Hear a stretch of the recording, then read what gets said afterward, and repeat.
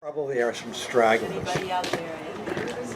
There's a lot of people So inside. we're all here to commemorate the death, which means he'll never come back, at least in the way that we think, of David Minton Silva, which I think I knew going back to the early 90s. It would have been the medical marijuana days when I met David and Robert there.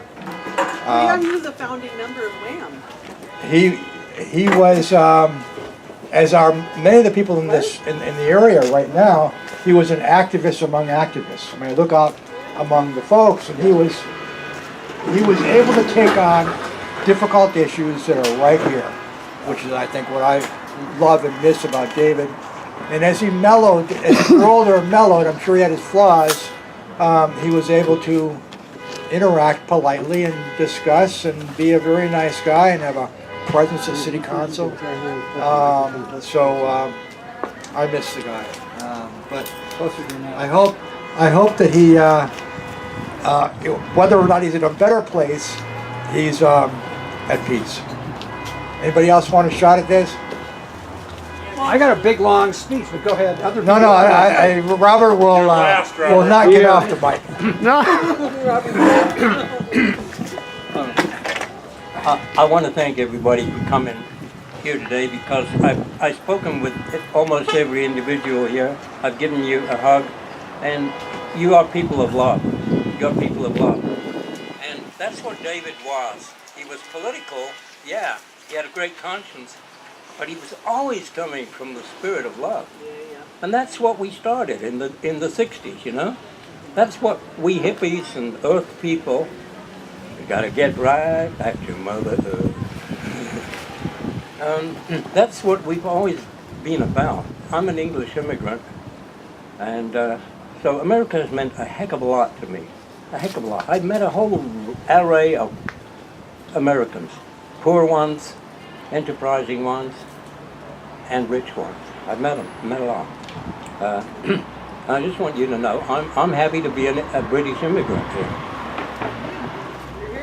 David stayed at my house shortly after Occupy. Everybody remember Occupy?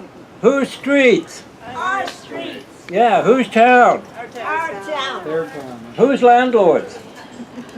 Well, we'll get into that later. City council members. Whose living space, I should say. Whose rent money. So, yeah, David had come back from Bakersfield, and he joined the Occupy movement on the county building steps, and he was in a tent there, sleeping in a tent. He didn't intend to become homeless, you know. It was a temporary thing.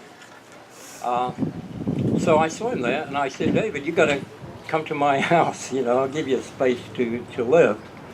I'd inherited a mobile home, small one, from my mother. I had space there, so I invited David. But he brought with him 2 other people from the Occupy who were not as together as David. One was a guy called Strings, who played the guitar and was missing 1 string for his guitar. And said he would earn the money selling pot, and I shouldn't provide him money for the string. He was always playing video games all night. So, you know, you let somebody in your house, you got to put up with the shit they do, right? It's their lives. You can't take people's lives away from them. So I was accommodating David and him, and they seemed to get along very well. David was much older. Strings was not a gay guy. David was, but not a practicing gay. Not an active gay man. But the next thing that happened, David says to me, hey, I got another person who needs a space to live. And it was a young fella called Billy who had a big problem with diabetes. So I went through the experience of running a household with David, the crusading humanist revolutionary, Strings, who could play us music pretty much at any time of day and was really good, and young Billy, who was struggling with health. So So maybe this is typical. You know, you take 3 people, one of them is going to be struggling with their health, right? And that involved taking this young Billy to the hospital in Watsonville for specialist treatment every now and then. Billy didn't last as long as the others, and he passed on. And I wrote a poem, actually, called him A Sweet Angel Returning Home. He was a beautiful spirit. I think David, all his life, had been surrounded by beautiful. I met a couple of his young lovers. He tended to have young lovers as a gay man. And they were always beautiful. It's like his relationship with them was, he was rescuing them, preserving their life in some way. And he was also very fond of them, and there were physical aspects of, or expressions as well. So, what happened with these 3 guys, David, Strings, and Billy, young Billy, was they all came into some money. I don't know how. David was always extracting money fairly and justly from the Veterans Administration. He felt the military, I think he'd been in the Air Force, on a missile site, nuclear missile site. Maybe I shouldn't be saying that. David could have fired those weapons and blown us all apart. No, he saved us. But instead, he opened his heart and blew us apart in a more meaningful way.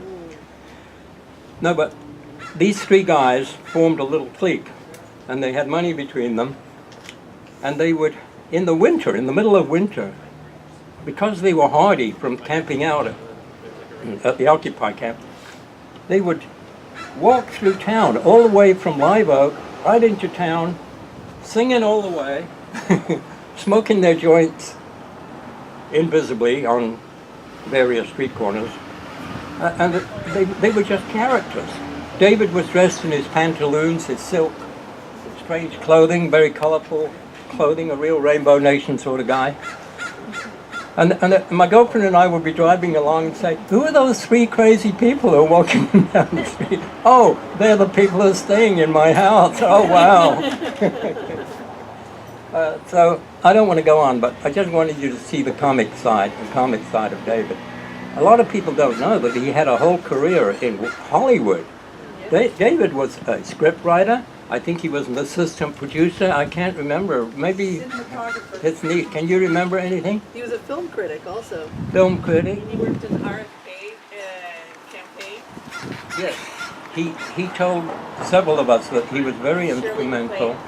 UCLA, I think, huh? In starting the Southern California campaign for Robert Kennedy. Robert Kennedy. Wow. Just let me mention, I remember when Robert Kennedy was killed, man. I was a downright hippie, and I was in Middletown at some spiritual conference, and Robert Kennedy was killed. And I didn't even have a place to stay. And some young people took me to their home and let me sleep on their porch, their veranda. And I swear this is true. I was crying about the loss of Robert Kennedy, because I thought he was some hope for America, you know? He wasn't as far left as we are, but he was some damn good hope for America at the time. And I thought, and I looked at this young man who hosted me that night, and he was looking down at me. He was younger than me. I looked up, and I swear, he looked just like Robert Kennedy. That light was streaming through his blue eyes. And I had to ask, are you Irish? And it so happened he was. There was some universal Celtic spirit, maybe. You know? It was coming true. And so, I don't believe personally that we're all as individual as we think. I think there's a great group of souls. We're all in groups of souls. And that same light and intelligence come through us.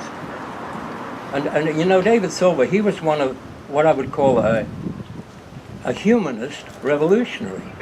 He was a real humanist revolutionary. He ran for city council in this town. I helped his campaign. He was really good campaigner.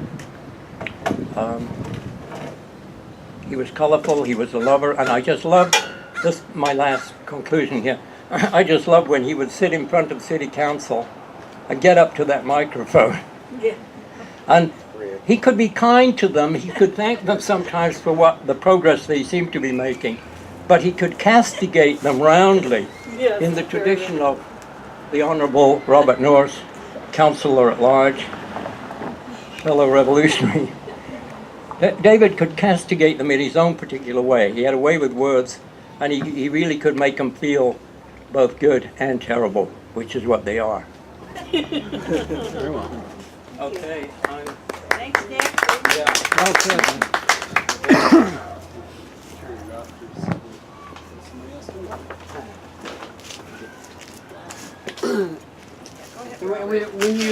When you do talk, you try to talk just a couple inches away, not like down like you. Straight up here. And push the microphone.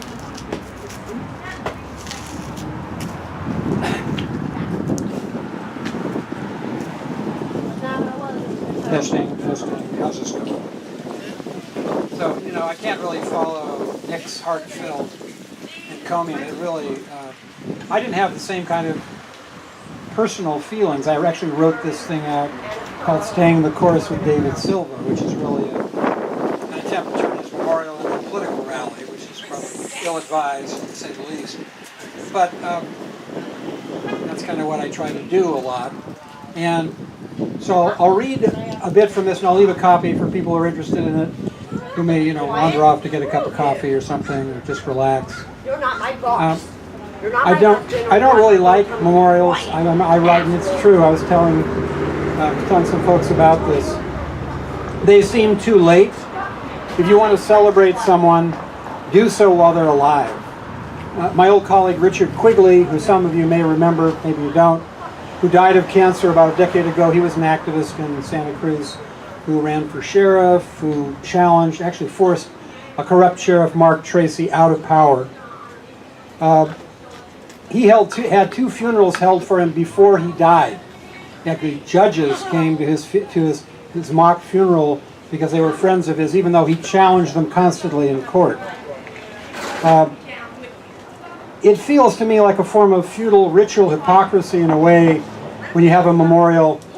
But for many it feels like a form of respect, obviously, and of remembrance. Folks tell me that wakes are therapy for those who suddenly realize they've lost a friend that they didn't know about, that were never really noticed as much before. And perhaps in remembering David we can become more aware of the importance of the day-to-day celebration that David was always agitating for when he would come to Huff meetings, which we hold every other Wednesday here at this place here, the SubRosa. I hope we can do more than hang our heads and feel sad, and obviously we are. This is a great group. We're doing fine. And I think he would like what we're doing. Silva was an activist bursting with hope and his own brand of humor. For the last few months he was here in spite of weakness, illness, and lack of support. He sat in the front row, as Nick was saying, of Santa Cruz City Council. He fasted, he fumed, he spent hundreds, perhaps thousands of hours throughout his life here in Santa Cruz working on restoring the rights of the poor in Santa Cruz. Many of them original residents driven to the street by rent profiteering, job flight, usurious medical costs, or other aspects of the capitalist theft machine we all live under, which is probably news to nobody here. I also had many mixed feelings about David. Another reason I don't like post-death memorials, because you have to talk about those too if you want to be honest, and it's inappropriate. Though we sat side by side at City Council groaning at their latest anti-homeless antics, we also took different positions. At times he supported the same Green Party politicians who had me and activist Becky, who's here today as well, arrested for peaceful protest.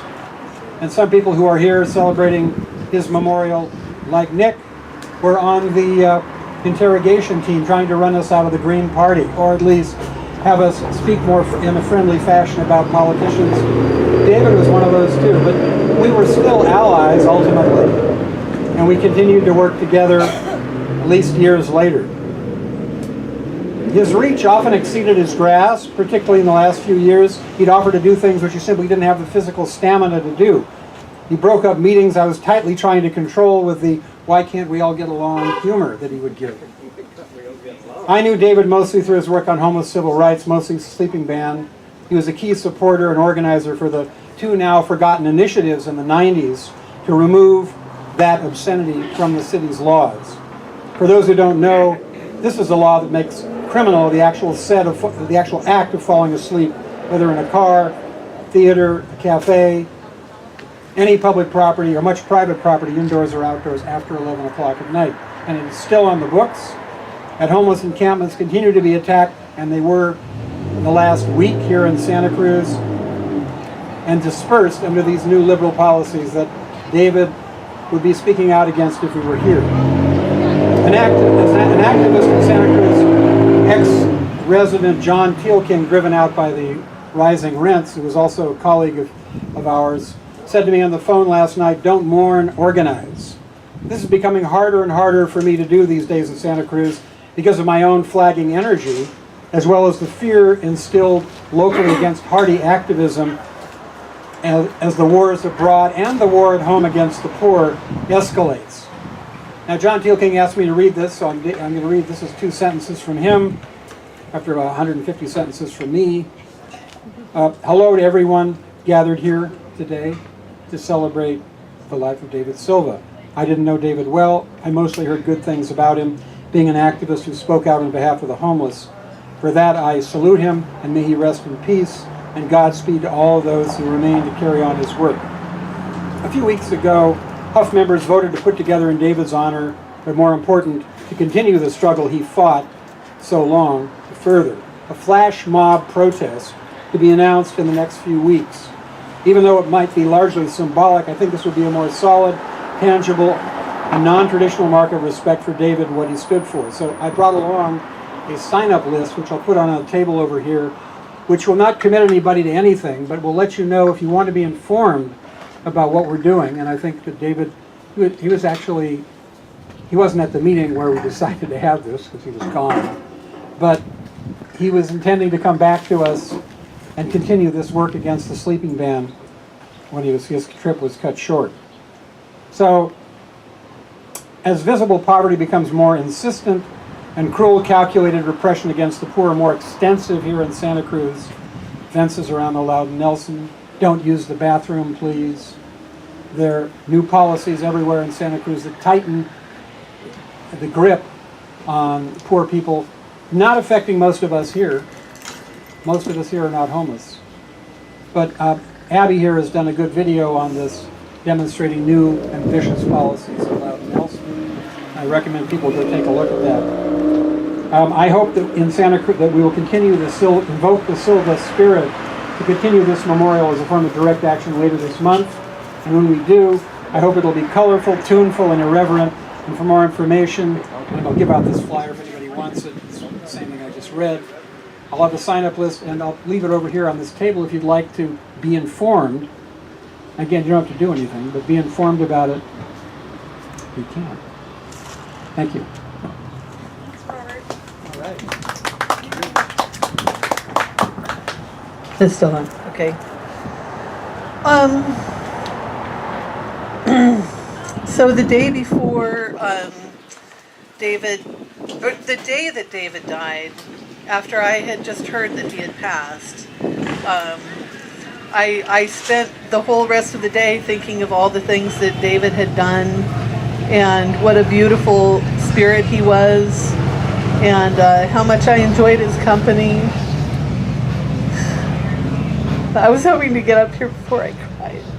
But anyway, so I was just, already thinking of him having passed and celebrating the life that he had.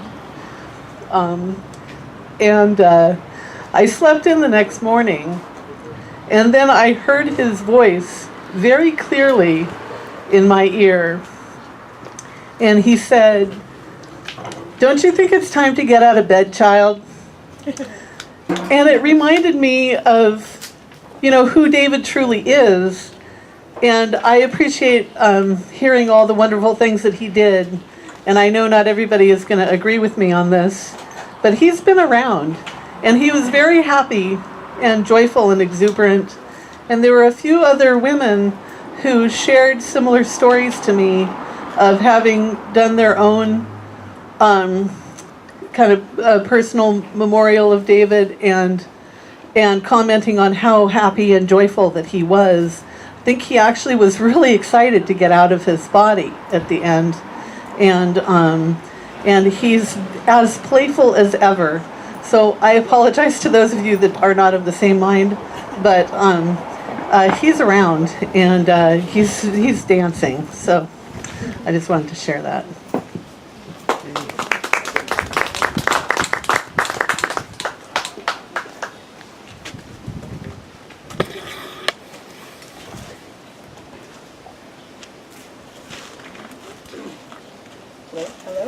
Push it up.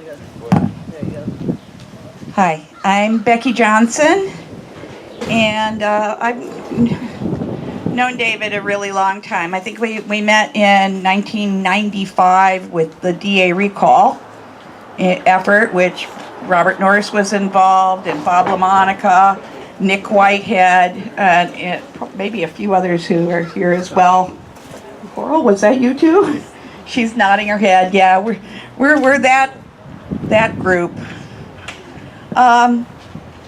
So I remember seeing David for the first time on the steps of the county building. There was kind of a rally going on, and he was one of the speakers.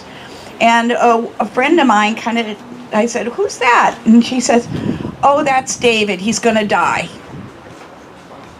It turns out, that he was sort of famous for having AIDS and HIV, and everyone assumed he was on his last gasp.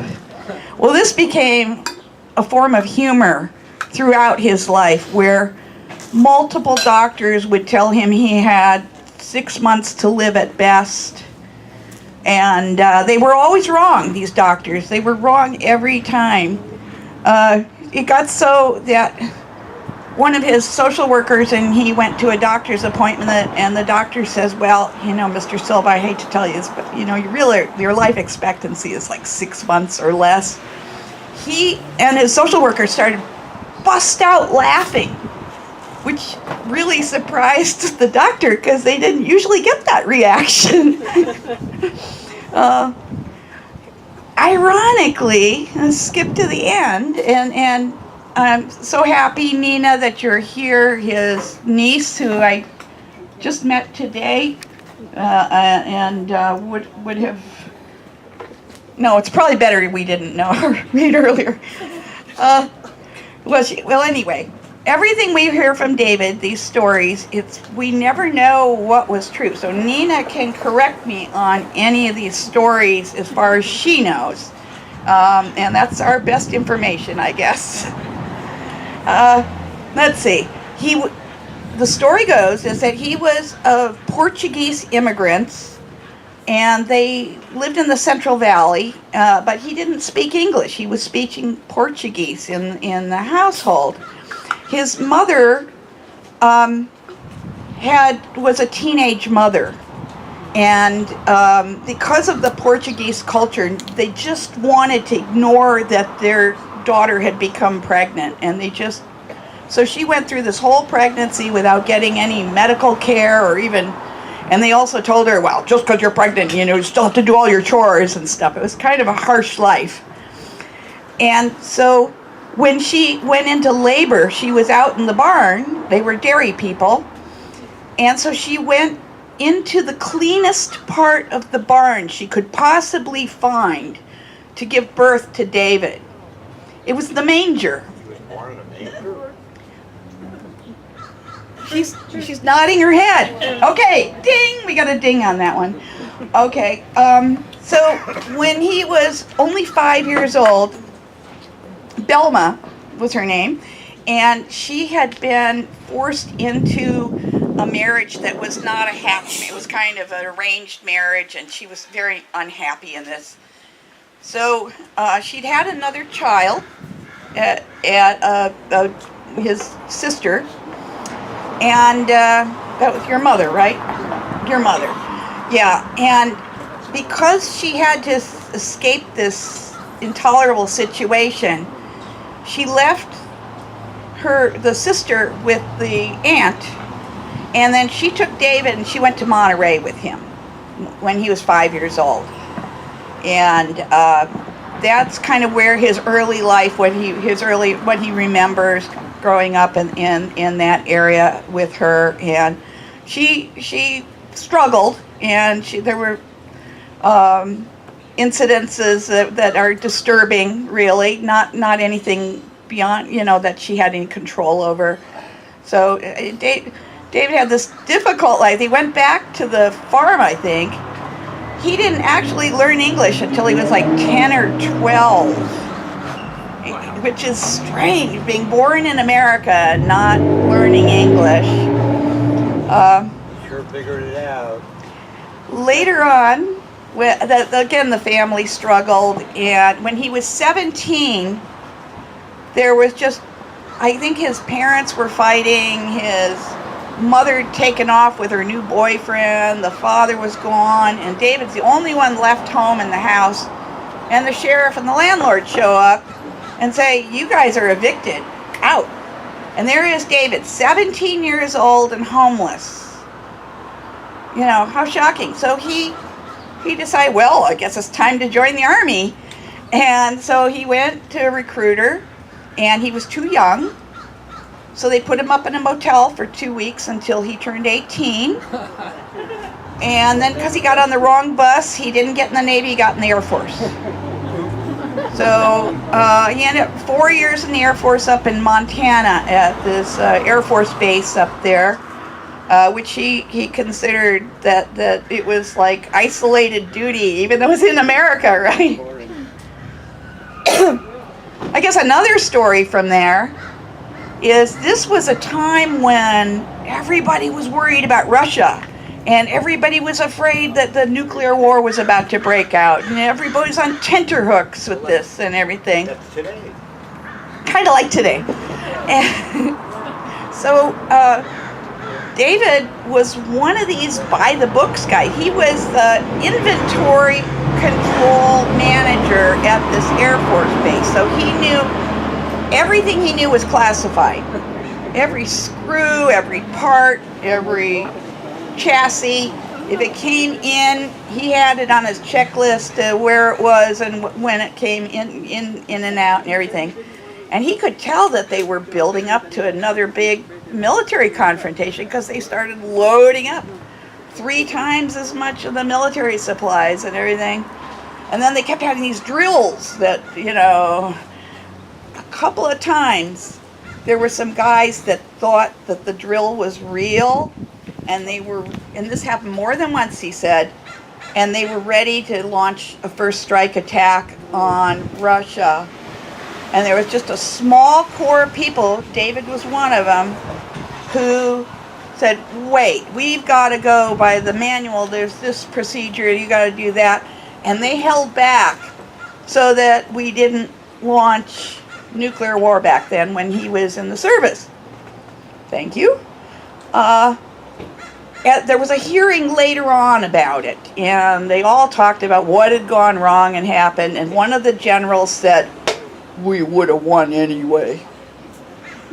Just comes swooping Okay, in right so over the maybe treetop. David stopped World War III. I don't know, it's a big claim, but he also came out when he was in the Air Force very late. He had gone on R&R in Hawaii, and he hooked up some gay sailors, and they said, you're not sinful, you're gay, or something. I don't know. He discovered being gay then, and there was no going back after that. Although I hear, back to Nina, when he was a child, he was so overtly gay and swishy that everybody in the family said, "Oh, he's going to be a priest." She's not sure about that one. Oh, it was a family secret. Sorry. So after he got out of the Air Force, he went to Hollywood, and he was basically homeless on the streets in Hollywood, where he hooked up with some very talented people. Michael was really his first big love, was a cinematographer, and David was the assistant cinematographer with him, and the two of them had a really good working relationship and later became very personal, and he considered him one of his 3 husbands.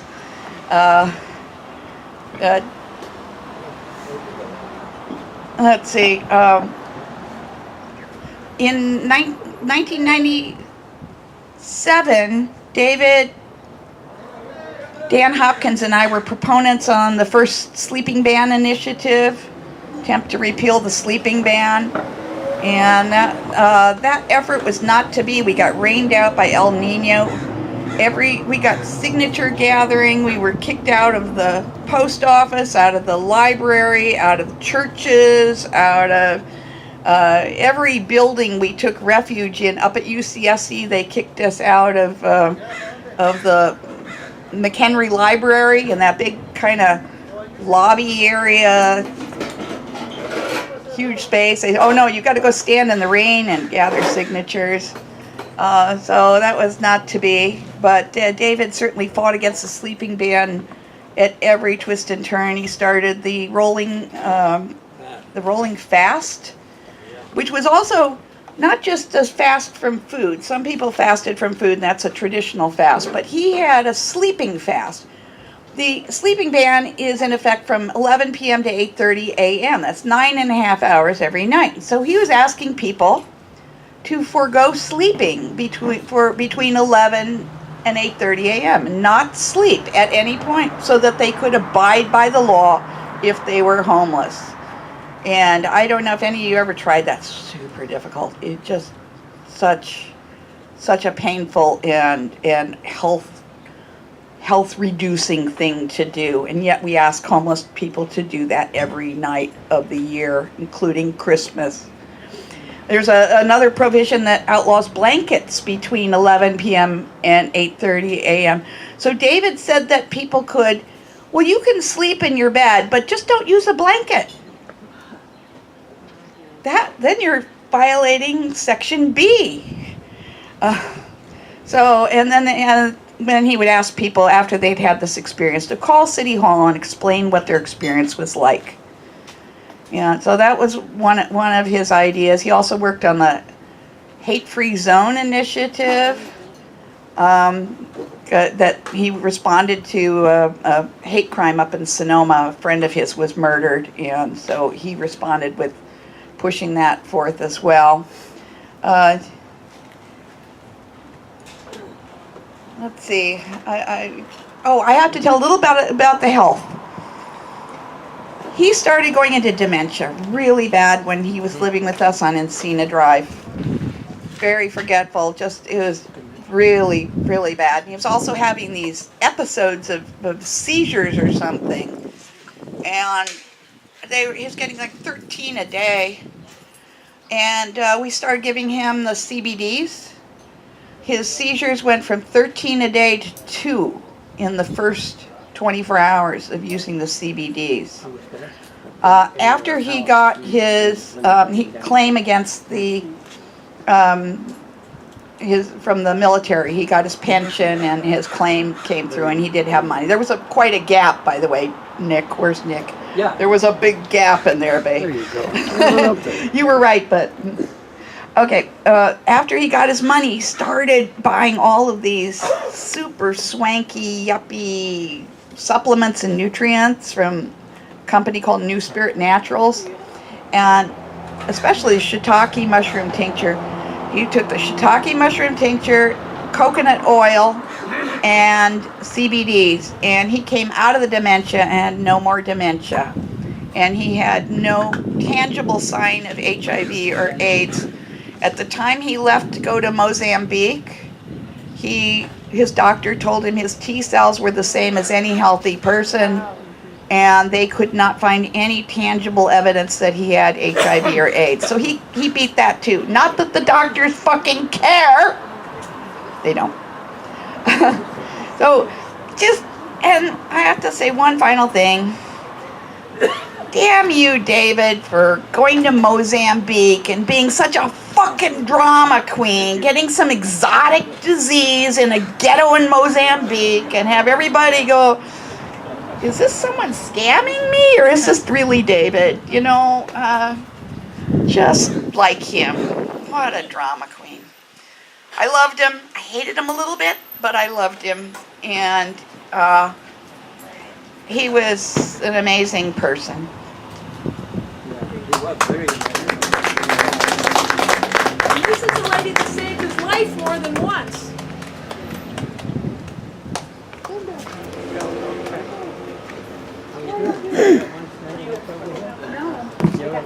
Hi, I'm Sheila. I work at the Veterans Service Office right here in downtown Santa Cruz in the Veterans Memorial Building, and that's how I know David.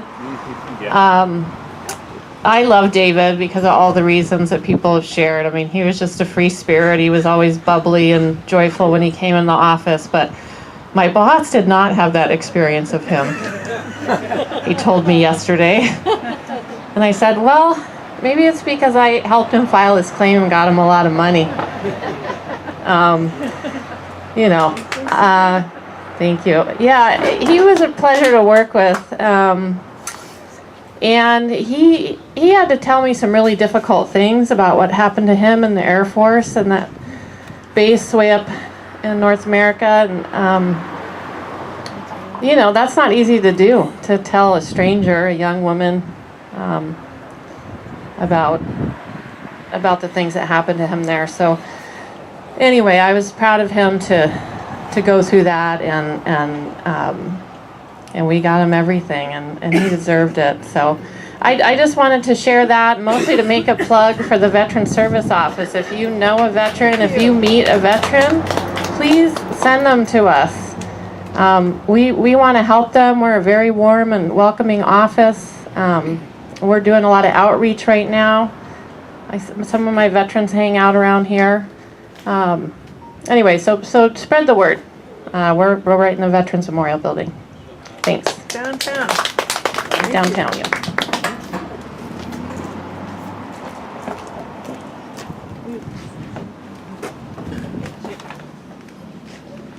I'll just make this really short. Push it up. Wait.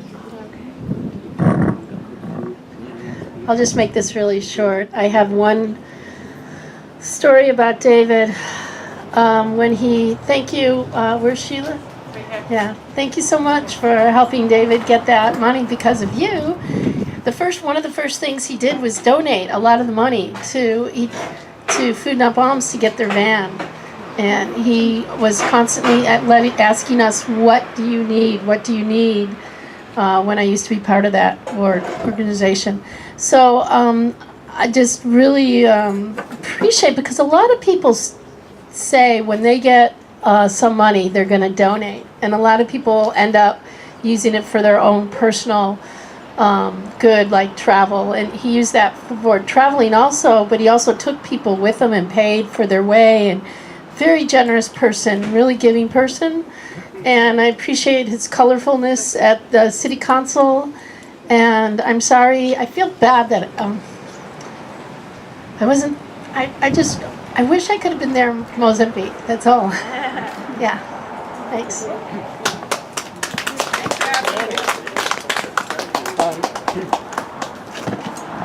I don't want to take up other people's time, but I just remembered something that David did regarding Africa. He joined the anti-apartheid divestment campaign. David joined the anti-apartheid divestment campaign to take American money away from South Africa during the police state mistreatment of black Africans. Now, I was raised in South Africa as an English immigrant family son, so I really thought that was wonderful of him. He organized that in Southern California in his student days. That's why he went to Robert Kennedy, because all those things are connected, right? Human rights and knocking out racists wherever they arise, very important. And knocking out anti-gay feelings too. Incidentally, Africa is about the worst place to be a gay, but that's another thing. But in the Constitution of the Republic of South Africa, in the Constitution there, gay rights are fully established. I'm not sure about marriage, but gay rights are fully established there. So is there anybody else who has any words about or for David? Yeah. There you go. Hello. Hello. You're the closest. This is Carl. Can I get your card? Or do you have You could have a little music, right? Where's the musician? You just set it down and somebody else will walk up. Working, I'll sing something. It can reach all the way over to you if you want to just sit down.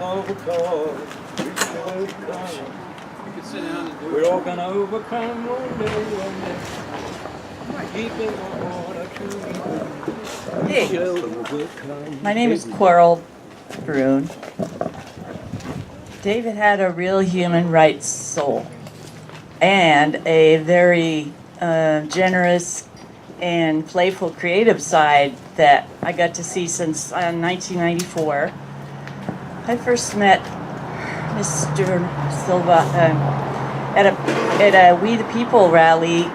Well, there used to be this organization that Governor Jerry Brown started, because then he was a DJ, and he came to KSCO from Oakland.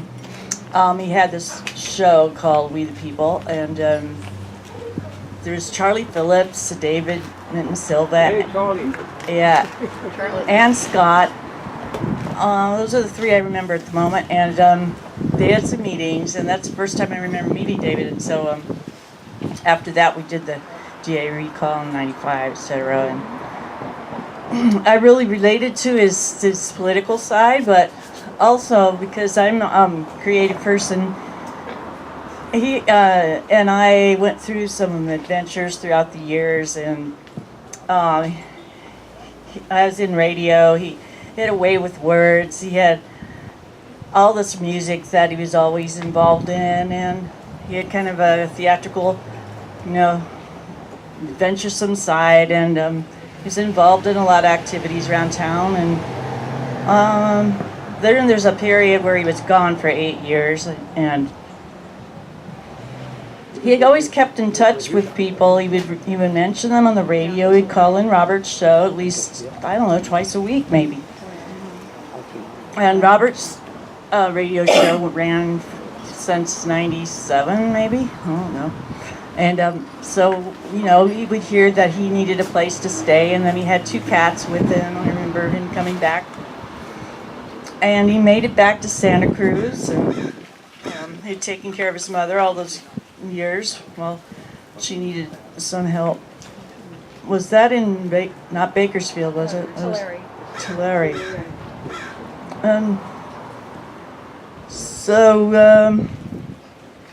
I don't know. The sequence of order is sort of escaping me.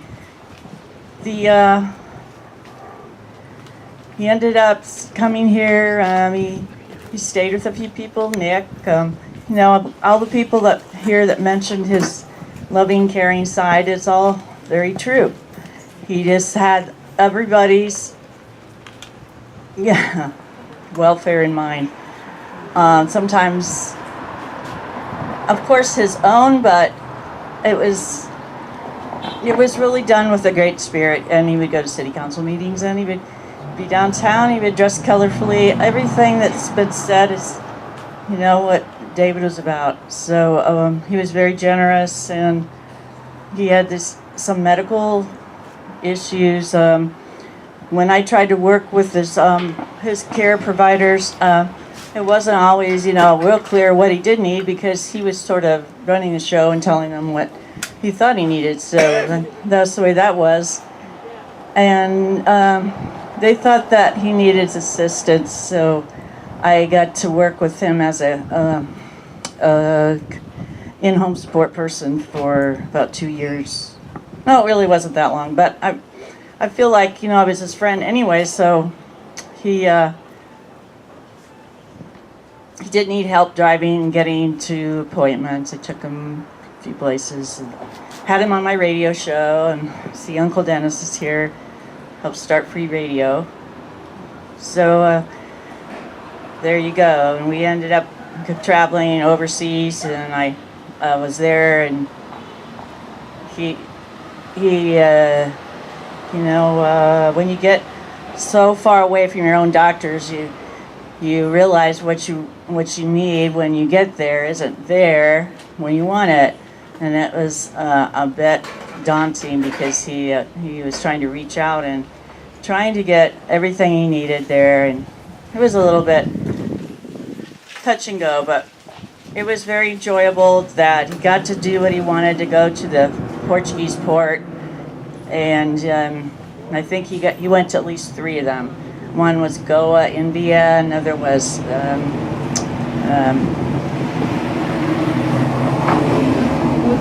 China, Mozambique, Macau, and then he was going to go to Indonesia later. I don't know what happened there. I just, I'm just touched, and there are parts that made me cry already. He put his music on SoundCloud. You can find it there if you ever want to hear. He collected all kinds of music. He put some of his favorite stuff. It's on David Minton Silva there, and you can listen to what he liked to listen to. And the last time I saw him might have been here, but I think it might have been the library, because he was asking people to read his manuscript because he's writing another part of his life story, and he looked very hopeful and up, and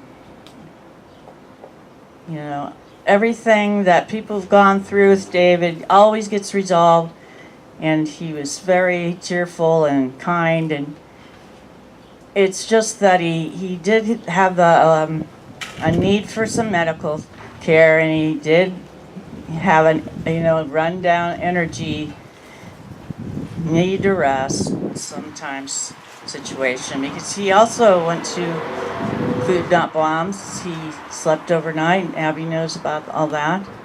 He had so many people's care and rights in mind, and that's why I call him a human rights soul with such a free, caring, open heart. And damn the torpedoes, I guess. I don't know. He's just a powerhouse of invention, and we love him. I was glad to know David. So it's almost like I can't realize he's really gone anywhere. It's just different. All right, we'll keep that in mind. And who's the next person? Thank you, Carl.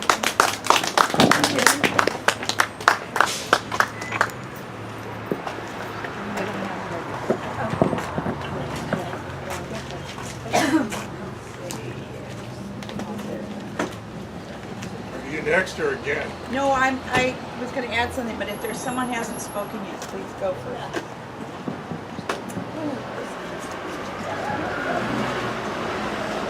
That's probably not an understatement to say that David was a very interesting person. For those of you who don't know me, and it's probably only 1 or 2 here, I'm Uncle Dennis. And contrary to the rumor, I did not start Free Radio Santa Cruz.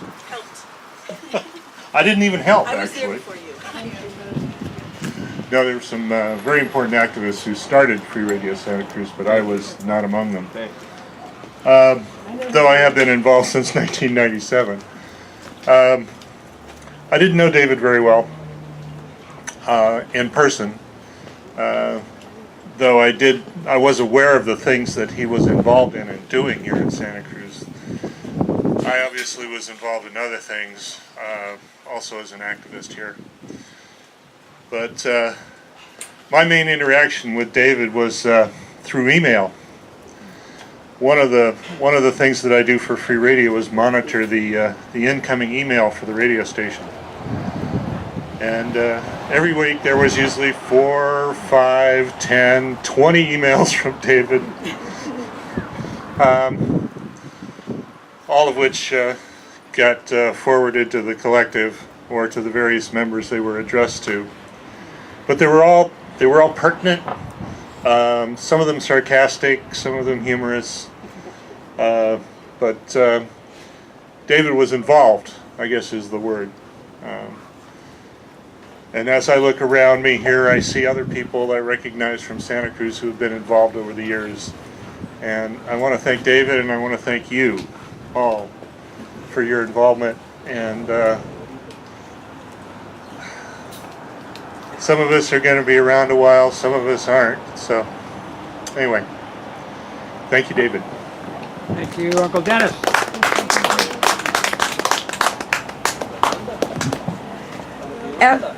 I just want to postscript. After he served 4 years in the military, he was kicked out of the dishonorable discharge for being gay. Yay. He later filed and to change that. He challenged that later on, and then he was awarded the honorable discharge afterwards. So he may possibly be the first person who was known to be gay to have served in the U.S. forces. He might have that title too. I may be the first person who got an honorable discharge. Yeah, as a gay person. But it's funny because they were going to. He had 3 weeks left to his term. He said that they wanted him to re-enlist, and he didn't want to re-enlist. So then they said, "Well, we're going to kick you out because you're gay." So obviously they knew he was gay. So I mean, you can see how unfair that whole system was. Yeah, but possibly the first person to have served, openly gay person in the military to have ever served the United States.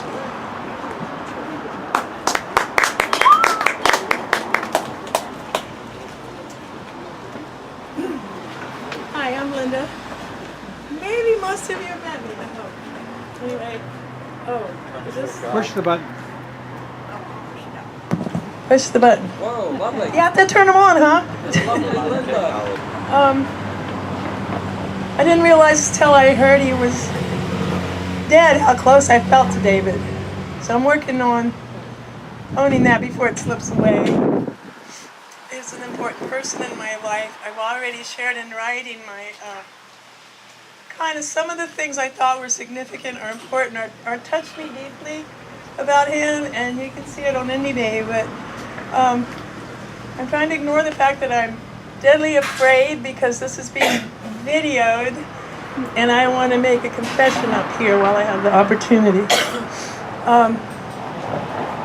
One time, a long time ago in downtown Santa Cruz, well into the housing crisis, but not quite where people were admitting it who have any power, Bob LaMonica, David Silva, and myself started an initiative for rent control.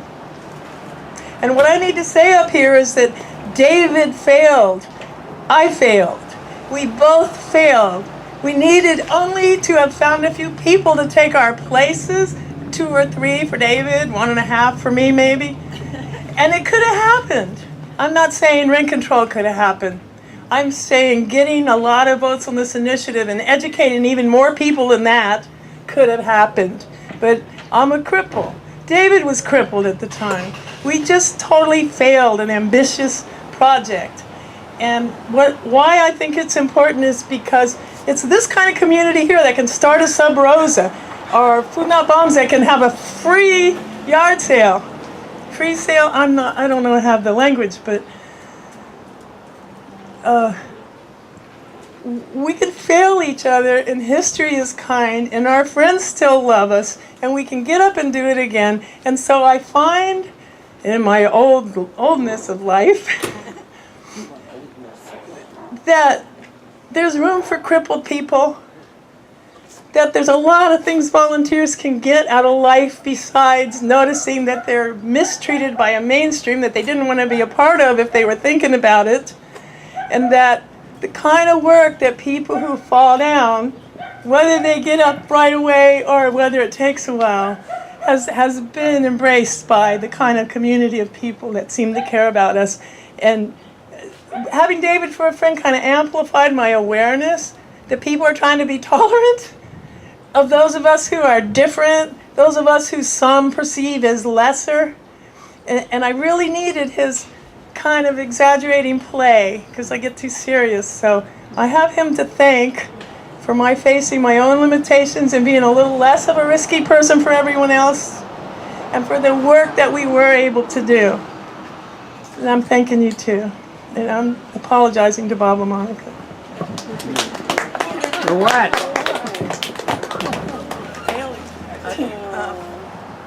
Also, I wanted to add that David was a founding member of Wham, possibly the last surviving founding member of Wham.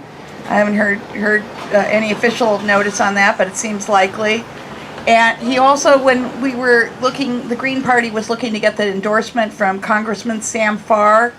David was the one that asked him if he endorsed medical marijuana, and he said that he did, and that was the very first time that Sam Farr came out for medical marijuana was because of David.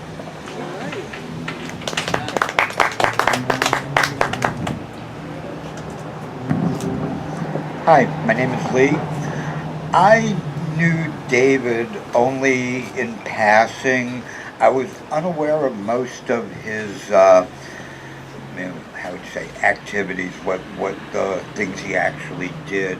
But I always saw him as a kindred spirit. He was very much like me, a vicious critic of systems of injustice wherever he saw them. And he could stick to it too. He was much more entertaining than me, though. And I thank you very much for that, David. Someone's got to give this whole thing a sense of humor, or we're all lost.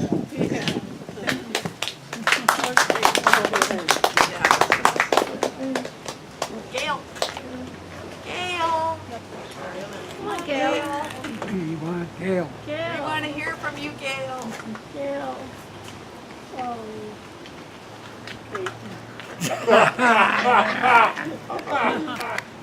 Why, are you still mad at him? Nobody could ever be mad at David, that's for sure. Not the law. No, come on. He was too good humored. You can talk from there, Gail.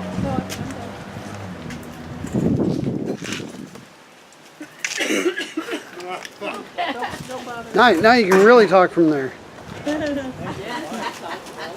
Don't worry, we come to you. Anything you want to say? Nope, that's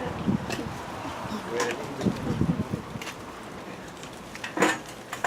Robert, I'll say something. Okay. Want to come up here, Nina? Yeah.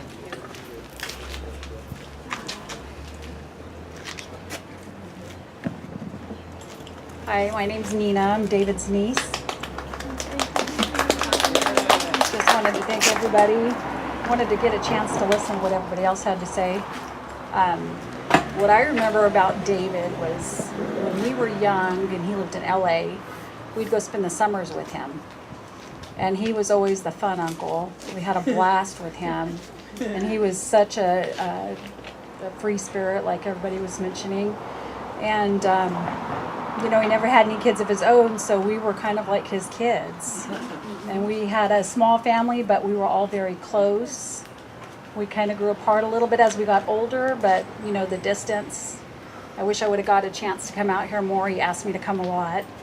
And we were, busy life, and my husband with work and full-time college student, it's kind of hard to find the time to get out. But these last about 3-4 weeks that he was in Mozambique, a lot of really neat people from here came together and fought really hard for him. I've met some amazing people. He had some really neat people in Mozambique caring for him. There was a Dr. Abigail that was there that Robert and a few of us others have had real close contact with, and she took care of him like it was a family member. She was like an earth angel, this woman, and a lot of other people as well. The embassy, the State Department, a lot of people came through and really helped as much as we could. And we fought really hard to save his life. But David did what he wanted to do, and you couldn't tell David nothing. David was going to do what he wanted, and he lived his life like he wanted. I'm so glad he got a chance to travel. I wish he could have made it further. He wanted to go to the Azores, and that was going to come up, but he didn't get a chance to go. But he did so much fun stuff and had a a really good life. And I still have all his messages on my machine. I was listening to him the other day. He'd leave me so many messages, they'd fill up my whole thing. And I'd have to start deleting other ones. So he was a really great guy. And thanks everybody for coming and coming together and helping. And for all the food and everything. I really appreciate it. Thank you. Thanks for organizing.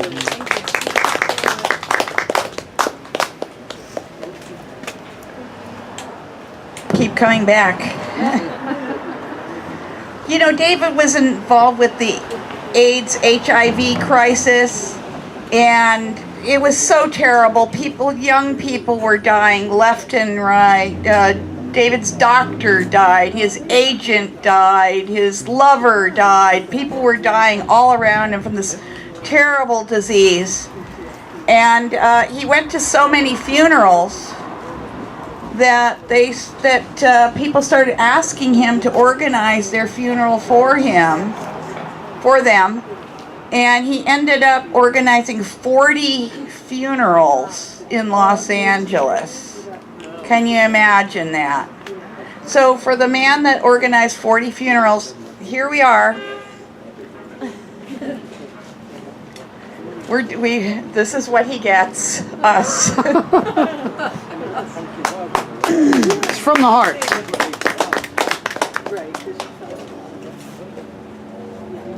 Push up the button. Yes. Hi, my name is Pensky. I'm a collective member here at SubRosa Community Space. And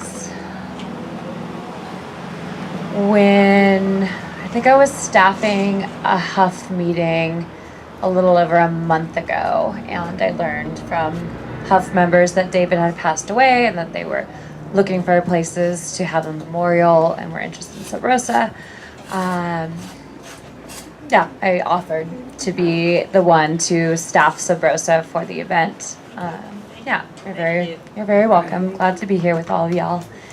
And I wanted to do so for a couple of reasons. One, because I think community coming out to grieve together is a very, very important thing. And being here together and remembering David and celebrating him and what history. I didn't know David well at all. I thought David, before today, I thought David was Becky's ex. And I had all these other ideas about David. And I'm like, oh, wow, cool. Yeah, all right, yeah. Queer, a veteran. Just really. Yeah, union worker. Just like, wow. And that also makes me think about just the histories of all of y'all that I don't know and that perhaps you all don't know. And I don't always agree with Robert, but what Robert was saying about, wouldn't it be great if we celebrated each other when we were alive? That comes to mind too. That many of us don't know our impact and the way we touch others' lives while we're living. And also, got one more. People have been talking about the struggle and, being part of so many organizations and so many attempts to create rent control or fight oppressive measures against houseless folks. And I also think, it's hard to keep on struggling. It's hard to be the voices of reason and to stand up to the powers that be. And that's just one reason more that it's important to come together and celebrate each other like this. And then specifically about David, I wanted to hold space for this memorial because I remember David from Occupy. I remember he'd usually come into the Huff meetings a little late and come in with his walker and just disrupt things and wearing some colorful thing, and he didn't follow the meeting rules at all, and I'd always just smile when I saw him. I was like, wow, what a kook. Yeah, totally. Thanks for keeping Santa Cruz weird, David. Here's to David. Here's to y'all. Thank you. Thank you, Pensky.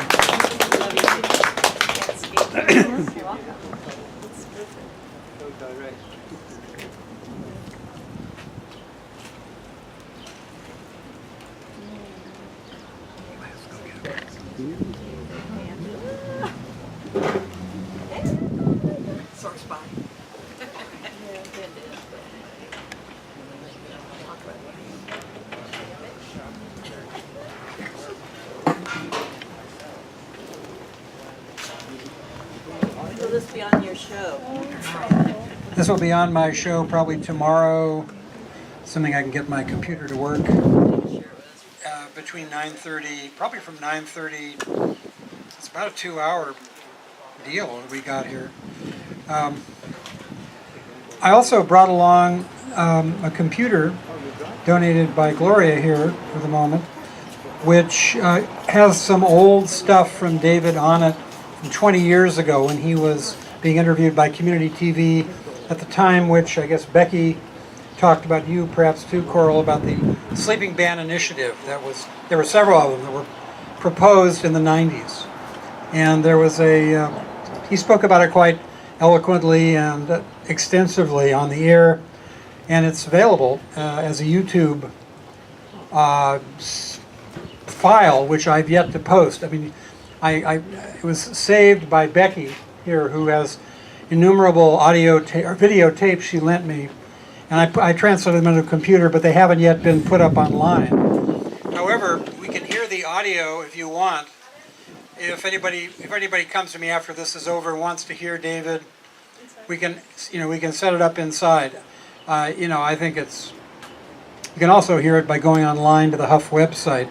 And if anybody wants to contact me for that, you want to do it at home, while you're doing something else, that's fine too. Or if, you can do that if you wish. Just wanted to let people know, and now you may know. Thank you.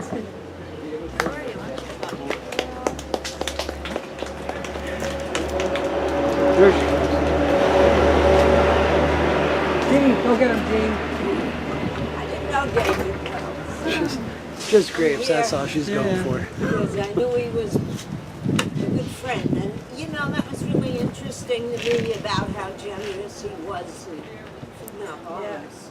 Yeah, one of his first things, once they finally stopped trying to kill him, was that institutionalism.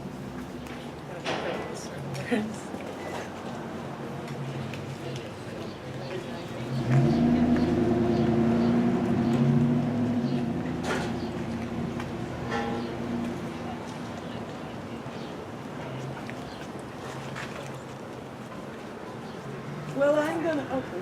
Sorry. Go get him, boy. Ah, yay! Woo!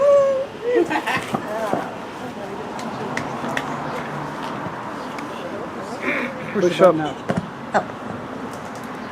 Hold it close to your mouth. The only thing sticks with me about David was when I saw him last at a city council meeting, and we just sort of looked at each other and started smiling. His smile it made it all better. And city council meetings are not good. But we were just smiling at each other like, this is a big joke. And it was. He had a fabulous smile. It lit up the whole room. I'll never forget it. That's all. Well,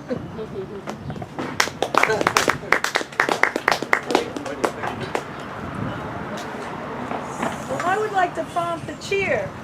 Not to discourage anyone, maybe rouse them to their feet, but I'm just going to quote a 3-word phrase that I got from David, and I hope you'll all join in, because I'm not good at this by myself. It's just peace, love, and justice. Peace, come on, love, and justice. Peace, love, and justice. Justice for everybody. Justice. Peace, love, and justice. Thank you, Nicholas.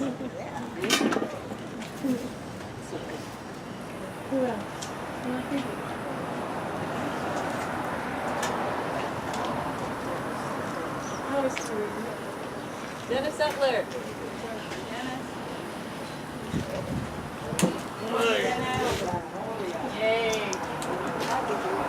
I guess. Seems like I'm the last man standing here. Barely. standing. Okay, well, Hey, I got one for the... I can only say David and I were probably as opposite as you can get. He was flamboyant, and I am not. I just sort of like to lurk in the shadows, and he was up front and out there. So, really got to give it to him for being there and doing what he did. It was interesting that we really did connect. We had a certain sort of affinity towards one another. He would communicate with me online and ask for advice. I don't know why he would ask me for advice, but you know, he seemed to have some feeling that I had something to tell him, and I did, and he seemed to appreciate it. And I certainly appreciated everything that he did. Thanks.